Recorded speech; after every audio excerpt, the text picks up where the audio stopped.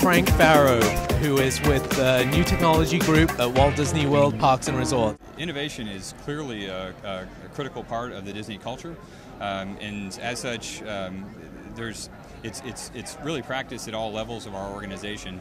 Generally, some of the key characteristics are, though, an open mind to new ideas and a diversity of participants in the innovation process. So that's diversity of thought, like ideas, diversity of background, diversity of culture.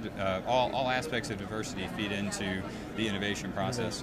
What advice would you give us to vet through to find that great idea? It can be a little complicated.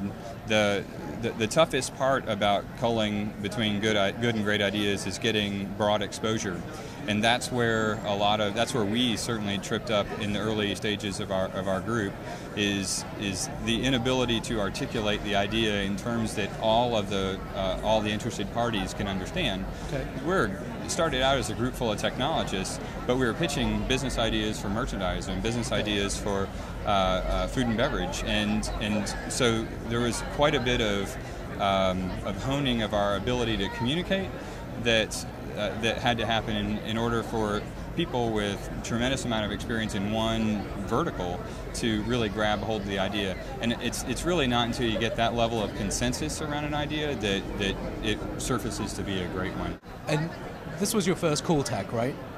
This is my first coolTECH. First impressions, what do you think? Outstanding. I mean, literally outstanding. It's reasonable. It's local.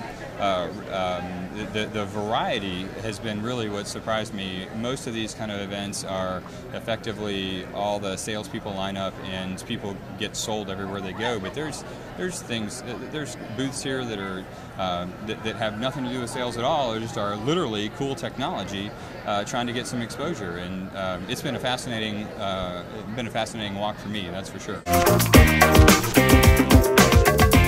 This is Amanda Iyer from At Large Incorporated, and I'm here with Chris Wilkinson from Roe Brady. We're at the 3rd annual coolTECH. Chris, is this your first year at coolTECH? This is my first year. I know it's the second year for the studio to be able to show up and represent here. These are our folding electric bikes that we have just designed, built, and manufactured with a company in Taiwan called DK City. If you were putting in a certain amount of effort, and we'll say the bike's running at 5 miles an hour, the system monitors that and helps increase that power. So you could actually be moving 8 to 10 miles an hour. It's a power system able to help the rider in the use of the bike and extending the range, and depending upon if you're using it to go to work, go to the beach, different or things a workout. There are 2 ways that you'd be able to charge it. So you could take this out and you could take it up to your apartment, in your house. It can plug into a docking station or plug into the wall with an outlet.